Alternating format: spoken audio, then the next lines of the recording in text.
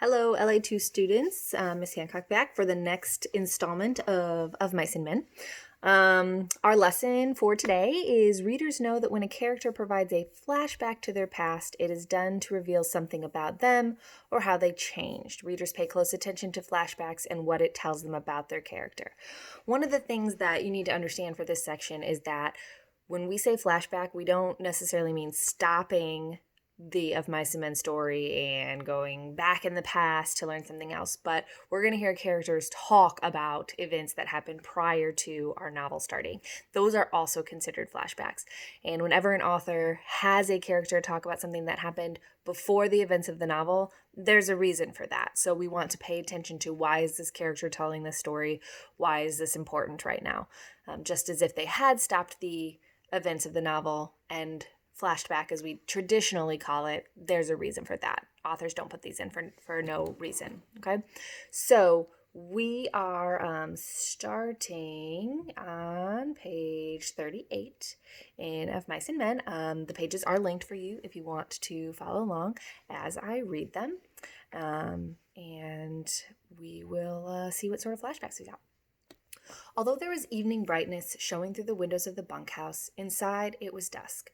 Through the open door came the thuds and occasional clangs of a horseshoe game, and now and then the sound of voices raised in approval or derision. Slim and George came into the darkening bunkhouse together. Slim reached up over the card table and turned on the tin-shaded electric light. Instantly, the table was brilliant with light, and the cone of the shade threw its brightness straight downward, leaving the corners of the bunkhouse still in dusk. Slim sat down on a box, and George took his place opposite. "It wasn't nothing," said Slim. "I would have had to drown most of 'em anyway. No need to thank me about that." George said, "It wasn't much to you, maybe, but it was a hell of a lot to him. Jesus Christ, I don't know how we're going to get him to sleep in here. He'll want to sleep right out in the barn with him. We'll have trouble keeping him from getting right in the box with them pups." "It wasn't nothing," Slim repeated. "Say, you sure was right about him. Maybe he ain't bright, but I never seen such a worker. He damn near killed his partner Buck and Barley. There ain't nobody can keep up with him. God almighty, I never seen such a strong guy." George spoke proudly. "Just tell Lenny what to do, and he'll do it, if it don't take no figuring. He can't think of nothing to do himself, but he sure can take orders."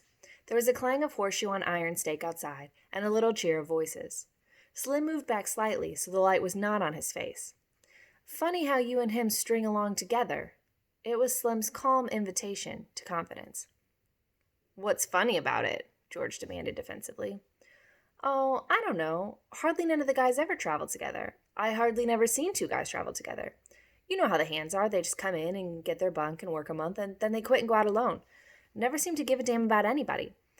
It just seems kind of funny, a cuckoo like him and a smart little guy like you traveling together." "He ain't no cuckoo," said George. "He's dumb as hell, but he ain't crazy. And I ain't so bright neither. I wouldn't be bucking barley for my 50 and found.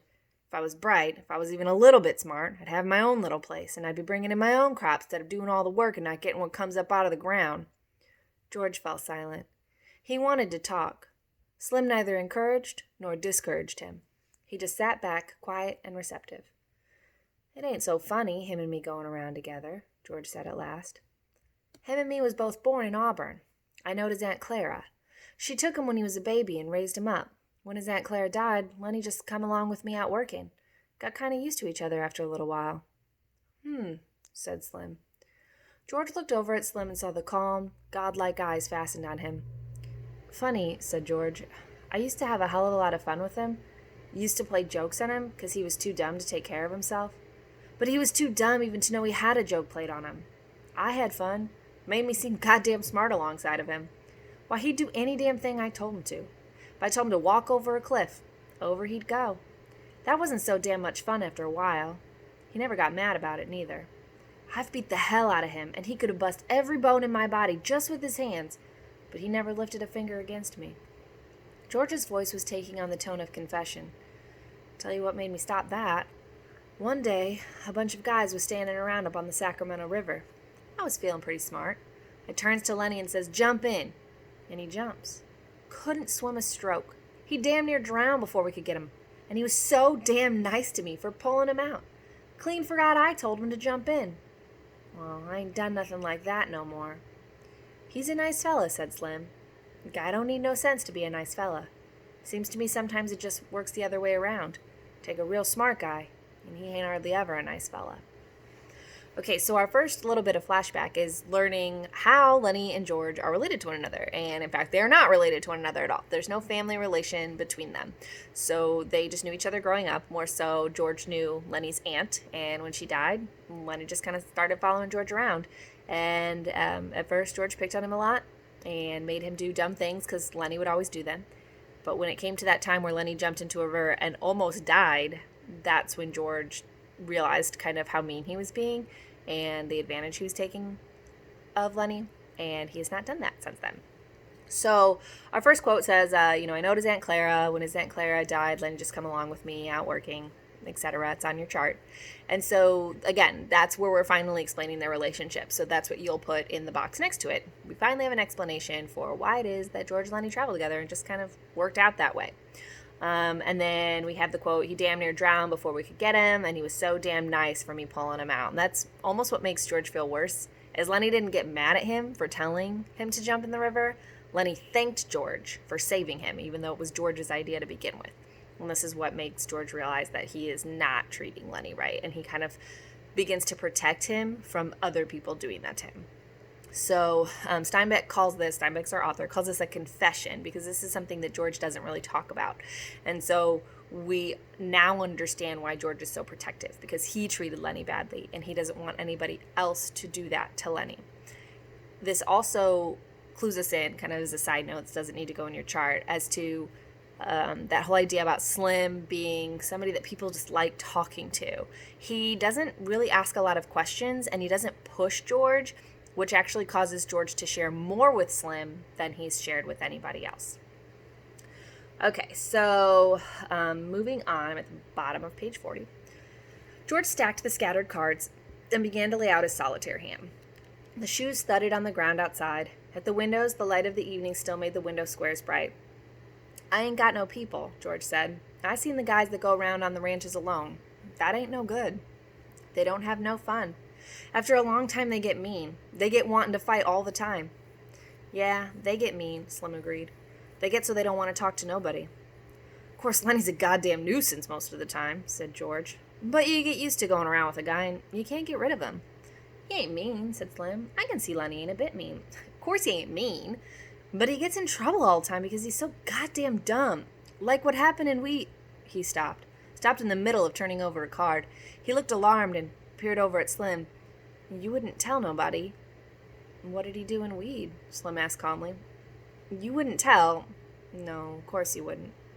What did he do in Weed? Slim asked again. Well, he seen this girl in a red dress. Dumb bastard like he is, he wants to touch everything he likes. Just wants to feel it. So he reaches out to feel this red dress, and the girl lets out a squawk, and that gets Lenny all mixed up, and he holds on because that's the only thing he can think to do. Well, this girl squawks and squawks. I was just a little bit off, and I heard all the yelling, so I comes running. And by that time, Lenny's so scared, all he can think to do is just hold on. I socked him over the head with a fence picket to make him let go. He was so scared he couldn't let go of that dress. And he's so goddamn strong, you know. Slim's eyes were level and unwinking. He nodded very slowly. So, what happens? George carefully built his line of solitaire cards. Well, that girl rabbits in and tells the law she'd been raped. The guys in Weed start a party out to lynch Lenny, so we sit in an irrigation ditch underwater all the rest of that day. Got only our heads sticking out from the side of the ditch, and that night we scrammed out of there. Slim sat in silence for a moment. Didn't hurt the girl none, huh? He asked finally. Hell no, he just scared her. I'd be scared too if he grabbed me, but he never hurt her. He just wanted to touch that red dress like he wants to pet pups all the time. He ain't mean, said Slim. I can tell a mean guy a mile off. Course he ain't, and he'll do any damn thing Lenny came in through the door. He wore his blue denim coat over his shoulders like a cape, and he walked hunched way over. Hi, Lenny, said George. How do you like the pup now? Lenny said breathlessly, He's brown and white, just like I wanted. He went directly to his bunk and lay down and turned his face to the wall and drew up his knees. George put down his cards very deliberately. Lenny, he said sharply. Lenny twisted his neck and looked over his shoulder. Huh, what you want, George? I told you couldn't bring that pup in here. What pup, George? I ain't got no pup. George went quickly to him, grabbed him by the shoulder, and rolled him over. He reached down and picked the tiny puppy from where Lenny had been concealing it against his stomach. Lenny sat up quickly. Give him to me, George. George said, You get right up and take this pup back to the nest. He's got to sleep with his mother. You want to kill him? Just born last night, and you take him out of the nest. You take him back, or I'll tell Slim not to let you have him. Lenny held out his hands pleadingly. Give him to me, George. I'll take him back. I didn't mean no harm, George. Honest, I didn't. I just wanted to pet him a little. George handed the pup to him. All right, you get him back there quick, and don't you take him out no more. You'll kill him first thing you know. Lenny fairly scuttled out of the room. Slim had not moved. His calm eyes followed Lenny out the door. Jesus, he said, he's just like a kid, ain't he? Sure, he's just like a kid. There ain't no more harm in him than a kid neither, except he's so strong. I bet he won't come in here to sleep tonight. He'd sleep right alongside that box in the barn. Well, let him. He ain't no harm out there. Okay, so that's where we're going to stop reading for today. And we learn more specifically about what happened in Weed with Lenny. And we already know that Lenny likes soft things. We already knew he had grabbed a girl's dress. And it was not a girl he knew. So if a strange man comes up and, starts grabbing your clothes, and as she pulled away, he got freaked out and grabbed harder. And we know Lenny is strong because he literally crushes mice with his bare hands. So, not that mice are like super strong creatures, but most people don't go around accidentally, like you just like, oh, pet a mouse and then crush it. So that's, unusual. So he grabs her very tightly, so tightly that George has to hit Lenny over the head with a 2x4 to get him to let go, because Lenny just clenches up when he gets scared. So Slim now knows that. Slim believes that Lenny is not mean. Everything we've seen shows that Lenny doesn't ever have any bad intentions, but again, George has to fix this problem for him, and they run away from Weed and end up here on the ranch. So that last quote, he gets in trouble all the time because he's so goddamn dumb. Another flashback. We can tell that George just needs to get this off his chest to somebody who can understand it. In the past, when he's yelled at Lenny and said, like, if you weren't around, I could do so much stuff and all that, Lenny doesn't understand it. Lenny doesn't get why George is mad. So Slim, it seems like, is the first person that George has told all of these feelings to. So again, these flashbacks give us more insight, not only to what happened prior to the novel starting, but also to how George feels about everything. You are now going to look at your own novel. Now, I know it's not likely that your novel has a flashback in it right now. So if it doesn't, again, you'll just pull important quotes from your novel and why you think they're important. So far, I have graded for my students the first 4 days of Mice and Men, and you guys are doing pretty awesome. I make a note if you're not. And I attached Unwind if Unwind is the book that you're reading. Otherwise, keep reading your own book. There also, hopefully you took your vocab quiz last week and turned your vocab activities, because you have vocab activities 2 due next Wednesday, September 23rd.